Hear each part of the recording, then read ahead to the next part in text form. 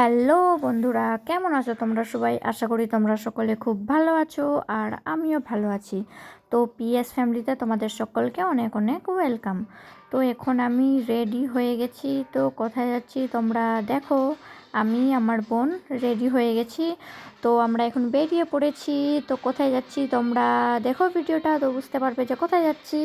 তো আমরা বেরিয়ে চলে যাচ্ছি। সবাই আমাদেরকে এমনভাবে দেখছে যে মনে হয় আমরা একটা মেন্টাল মানুষ ভিডিও করছি বলে, তাই চলে যাচ্ছি ফোন হাতে নিয়ে। এই যে চলে আসলাম প্যান্ডেলের সামনে এসেই। এই যে দেখো প্রচুর লোকজন জমা হয়ে গেছে এখানে অলরেডি। তাও একটু ভিডিও করে নিলাম যেতে যেতে আর কি।